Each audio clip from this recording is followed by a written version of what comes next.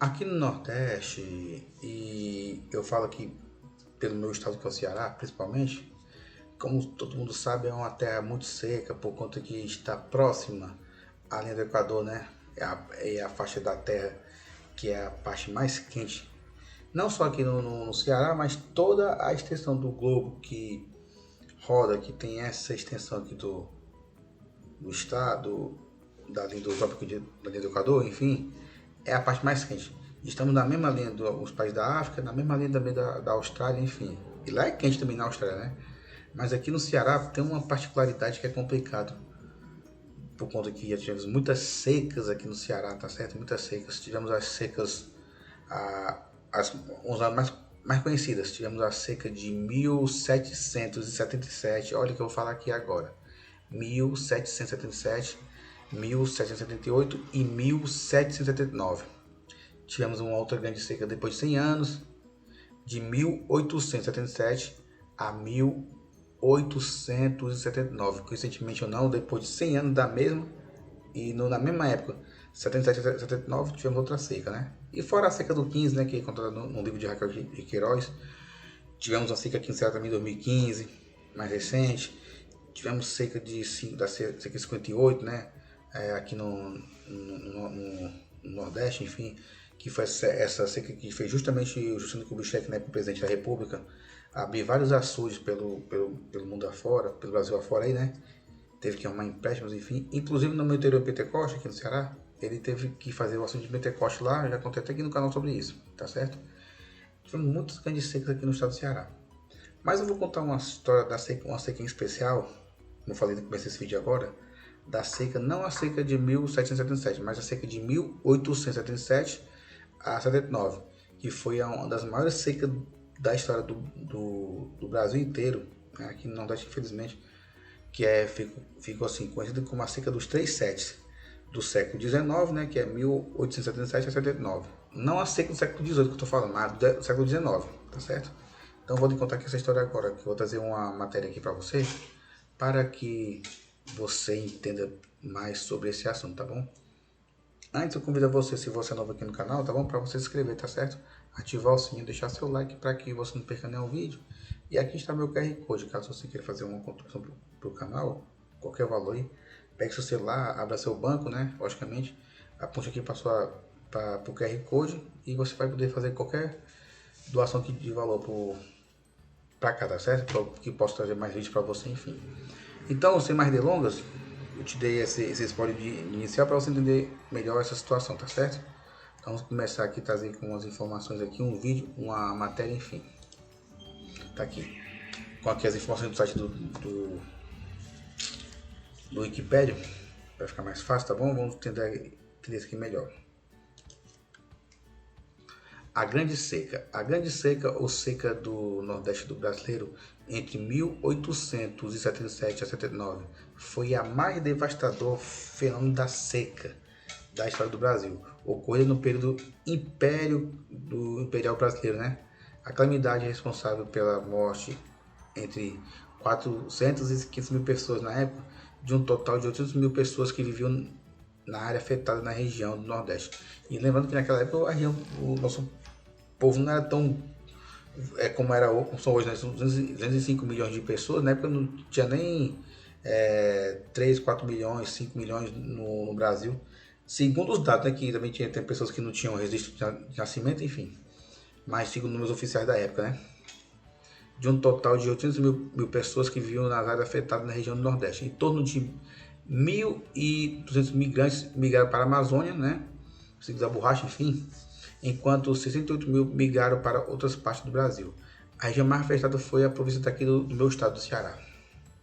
Foram 3 anos seguidos de sem chuvas, sem colheita, sem plantio, com perca de rebanho, com fuga das famílias, deixando o despovoado do sertão, tanto eventos de estiagem quanto anteriores, responsáveis pela associação do El Niño, né, que é aquele fenômeno que temos conhecido até hoje, que atualmente alguns meios aí de política, enfim, estão querendo associar, chamando isso aí agora de como é que é o nome? Negócio de mudanças climáticas. Então, que tá, culpar o homem pelas mudanças climáticas, enfim, mas Ele sabe muito bem que nessa época aqui, ó, é engraçado, nessa época aqui, ó, já tinha isso aqui já antes, ninguém dizia nada. Tanto isso aqui é responsável pela chuva, quanto é responsável pela seca, né? Por conta que às vezes a parte fria não chega numa região por conta do El Niño que está ali atrapalhando, enfim. Ou ela mantém a parte quente num outro local e assim vai.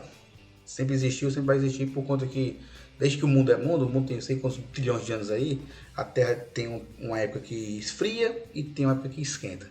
E segundo os biólogos sérios, a ação humana não é responsável pela mudança disso aí, e sim a ação dos mares e a ação dos vulcões. Porque os vulcões vêm do magma, que expele a lava, enfim, isso faz com que mude sim. Uma parte do mundo, mas vai chegar no modo geral. Pronto, pegando esse fenômeno aqui, já temos uma ideia aqui mais ou menos dessa parte da seca, né? Dos 3-7, né? Enfim. Então, vamos entender aqui o histórico. O fenômeno El Niño interfere diretamente nas condições climáticas de determinadas regiões brasileiras. No Brasil, a variação do volume de chuvas ou de outras mudanças, como eu falei aqui agora, sem eu ler isso aqui, depende de cada região e da intensidade do fenômeno.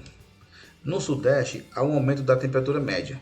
No Sul, aumenta a temperatura média e da precipitação, principalmente na primavera e no período entre maio e julho.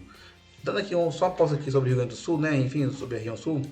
Por conta disso que está tendo nesse momento lá no Rio Grande do Sul, desde o final do mês de abril, aquelas cheias que estão tendo lá enchentes, enfim, por conta desse fenômeno que está lá atrapalhando, que a chuva não deixa o frio sair de lá, e está uma parte mais quente que em outras regiões do Brasil. Por conta disso aí, fica tipo uma faixa no meio lá, enfim. E lá no sul, nessa época, estão tendo lá muitas enchentes, enfim, por conta que lá no sul também não tem saída para o mar, né? E que atrapalha mais ainda a descida por conta da própria condição geográfica, tá certo? Enfim, são outras coisas para você entender aqui. Eu estou gravando esse vídeo para você aqui nesse dia 24 de maio de 2024, para você entender que esse fenômeno da seca, né? Voltando aqui ao fenômeno. Já nas regiões do Nordeste e Norte, a diminuição das chuvas causadas da seca do sertão nordestino e incêndios florestais que o causam, né? Na Amazônia, respectivamente, historicamente por lá. E no Nordeste, os registros de mudanças climáticas registram-se ora mais brando, ora mais críticos, não sendo estabelecido um padrão, como falei aqui. E a imprensa totalmente quer dizer que a ação do homem, isso aquilo, quer colocar a culpa no mar, ou seja o que foi. Mas, como eu falei aqui, segundo os biólogos, a ação humana não interfere, o que interfere é a própria ação da natureza. A população de certo modo, foi pega de surpresa, já que a última grande seca ocorrida nas províncias do norte havia sido há mais de 30 anos, entre os anos de 1844 e 45. Nessa época, nada ou pouco pode ser feito para amenizar suas consequências pela falta de recursos da engenharia. Já na seca do ano de 1877, até famílias abastadas partiram em busca de refúgio junto a parentes que habitavam nas serras e no litoral. Os adultos iam montados nos cavalos erguidos, seguidos pelos carros de bois cheios de mulheres, crianças e bagagens tendo retaguarda, e os vaqueiros e os ajudantes conduzindo o que restara do gado. Os pobres seguiam a pé na poeira das estradas, os adultos levando crianças menores, puxando o que restava do rebanho de cabras ou vacas, os cachorros de estimação atrás. Eles eram chamados de retirantes ou flagelados, que eram perseguidos e expulsos quando estacionavam nas vizinhanças de um povoado. Os moradores temiam os saques nos comércios e armazéns como rotineiramente acontecia. As cidades, além dos velhos férteis, ficavam apicanhadas de flagelados. Aracati, aqui no Ceará, que contava com 5.000 habitantes na época, passou a abrigar 60.000 pessoas. Aqui em Fortaleza, converteu-se a capital do desespero. De 21.000 habitantes que tinham na época, pelo censo, já tinha um censo na época, né? Tá até uma informação aqui do censo. Vamos ver aqui para você entender melhor. O censo da época, o censo demográfico do ano de 1872, né? tinha mais ou menos isso aqui. Esse censo aqui que eu estou mostrando vai ficar também aqui para você aqui na descrição. Passou de 21 mil habitantes na época que era Fortaleza para 130 mil habitantes. Inclusive essa mão de obra que chegou aqui foi muito usado para a construção de igrejas, enfim, como por exemplo a igreja do Coração de Jesus ali no centro, né, que fica ali em frente ao Parque das Crianças, né, que depois depois de um tempo depois ela se destruiu, né, por conta da degradação. Teve que fazer outra igreja no ano de 1958, tá bom? Mas isso já foi uma outra história. Olha, muitos dos retinantes morriam nas veredas e estradas, o que alcançava os centros urbanos, chegava à beira do colapso e impressionava pela desnutrição. A economia provincial já estava abalada pela crise do algodão, né? Quase acaba de vez, né? Os escravos são vendidos para o sudeste, os rebanhos, salvo alguns cabeças conduzidas pelos retirantes, eram dizimados pela ação dos zoonoses, né? Furtos, extravios, fome e a sede. A flora e a fauna praticamente desapareceram, as lavouras exterminadas. Para agravar o quadro de tragédia, um surto de varíola, né? Acabou com muitas famílias, milhares de pessoas, né? Inclusive essa varíola que teve aquela história de 1.004 pessoas morrerem um dia aqui em Fortaleza por conta disso. Já falei aqui também no canal sobre isso já. Enfim, mulheres acabavam se prostituindo, né? Em troca de comida, multiplicaram-se os casos de roubo, furto e estupro. Na seca de 1877, o Ceará, a região mais afetada das províncias, perdeu o equivalente a um terço de sua população. Estima-se que 200 mil pessoas, né, perderam suas vidas e outras migraram para outras regiões do Brasil. Enquanto a população sofria com estiagem e escassez de água e alimentos, alguns setores se beneficiaram com a seca, como algumas casas comerciais estrangeiras, a exemplo de Boris Freires, que comercializava artigos de primeira necessidade, né? Como tem até hoje isso aí, infelizmente, né? As pessoas sofrem, estão se dando bem, infelizmente. Aqui você tem aqui uma imagem de uma criança, né? Uma das vítimas da seca grande do Ceará no ano de 1877. Foto de Joaquim Antônio Correia, vítima da seca de Abomem. Você vê uma criança já quase toda esquelética e com barrigão aqui, né? Chamado bucho d'água na época, que o pessoal chamava. Abre aspas. A peste e a fome matam mais de 400 mil por dia, escreveu o escritor Rodolfo Teófilo, que inclusive faz parte da padaria espiritual, né? Vamos falar sobre isso também depois aqui no canal. Horrorizado com o que assistia, parado numa esquina que em pouco tempo viu passarem 20 cadáveres. Essas crianças que morreram nos abarcamentos, né, como são conduzidas pela manhã, os encarregados são sepultados, vão recolhendo-se em um grande saco. E sacados dos cadáveres é datado aquele sudário de grossa estopa e um pau conduzido para uma sepultura.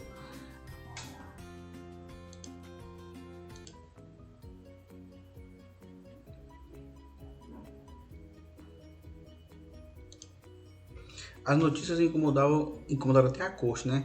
Onde na época o imperador Dom Pedro II chegou a dizer, abre aspas, não restará uma joia da coroa, mas nenhum nordestino morrerá de fome. Mas tem aqui uma parte que fala que cresce de fontes, né? Mas segundo algumas informações que estão aqui, enfim.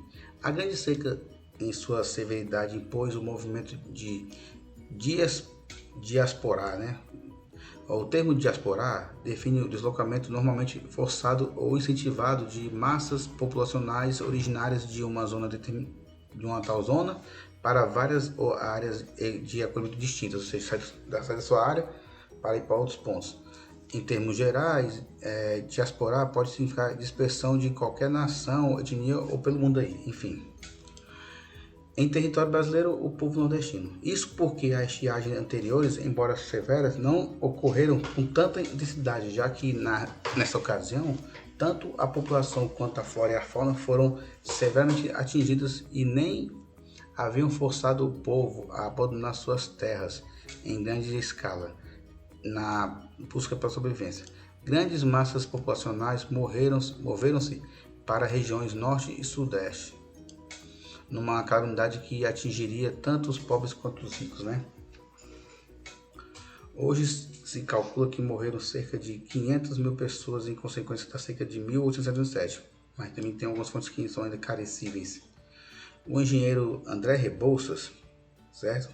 Depois falaremos sobre ele, se ele fosse cearense, enfim. Abolicionista negro, respeitado por suas ideias progressistas, calculava em mais de 2 milhões de pessoas atingidas pela seca, ainda em novembro do ano de 1877, no primeiro ano. Dos mortos de 1877 a 79, calculou-se 150 mil pessoas faleceram e a inanição de 100 mil pessoas de febres e outras doenças, 80 mil de varíola e 180 mil de fome, alimentação venosa e sede, né? Ou seja, também se acredita que a grande seca ocorreu entre 1877 a 79, ceifou a vida de mais da metade de 1.754 mil pessoas que residiam nas áreas atingidas pela tragédia. Esse foi de longe a maior catástrofe gerada pelos fenômenos naturais que ocorreram no país. Desde a década de 1940, especificamente, desde a seca de 44, a ideia da transposição do Rio São Francisco já era considerada uma única solução para a seca do Nordeste. Entretanto, estudos feitos pelo Barão de Capanema, após a grande seca da época, demonstraram que não havia recursos técnicos para que fazer a água fosse transpusesse, né? A Chapada do Araripe, localizada na divisão dos estados Ceará, Piauí e Pernambuco. Vou entrar aqui um pouquinho de política, que essa transposição começou de fato, pouquinho em pouquinho nessa época, mas o último presidente da República, do PL atualmente, né, o Bolsonaro, ele conseguiu fazer 88% dessa transposição em 4 anos. Entregou isso aí mais ou menos em julho ou foi até antes, do ano 2022. Só para deixar aqui uma coisa bem informativa para quem está me assistindo. Enfim, voltando aqui à leitura.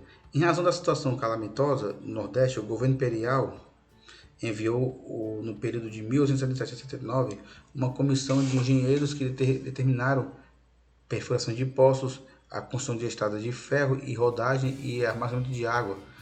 Os resultados dos estudos da região ainda indicaram a construção de barragens ou açudes. O açude do Cedro foi uma das primeiras grandes obras de combate à seca realizadas pelo governo imperial.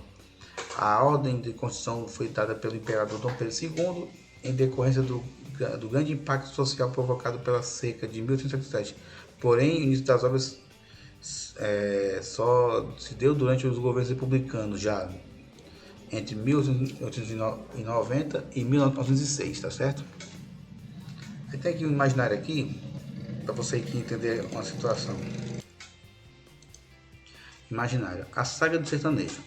Fugindo da Cerca tem servido de inspiração para diferentes gerações de artistas em vários campos criativos, com implicações tanto materiais quanto a morte de perca de bens, quanto subjetivas, como a saudade e a peleja do sertanejo contra a natureza foi destaquem, especialmente na literatura.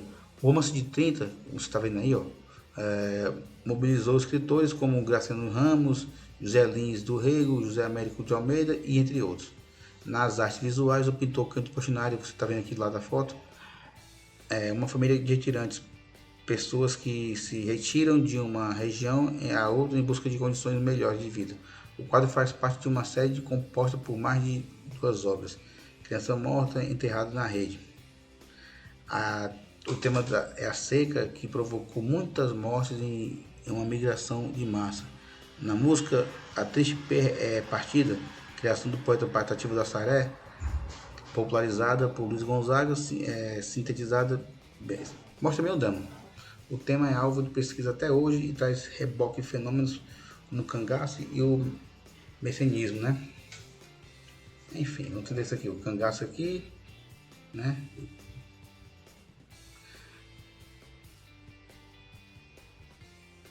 Enfim, que aí já é de várias outras coisas, tá bom? Então é isso que eu queria te passar aqui sobre a história da grande seca aqui do Ceará, né? No Nordeste, enfim. Que essa grande seca não foi só aqui no Ceará, mas foi em todo o Nordeste, tá certo? Em boa parte do Brasil, né? Então é isso aí. Se você gostou desse vídeo, tá bom? Mais uma vez, dá pra força aqui no canal, tá bom? Se inscreva aqui no canal, ative assim, deixa o like para que você não perca nenhum vídeo, tá bom? E pega seu QR Code aí, né? Mete no seu banco. Se quiser fazer qualquer valor aqui do canal, contribuição, aponte pro QR Code aqui que você vai doar qualquer valor se você achar necessário, tá bom? Então é isso aí. Muito obrigado, fique com Deus e até a próxima.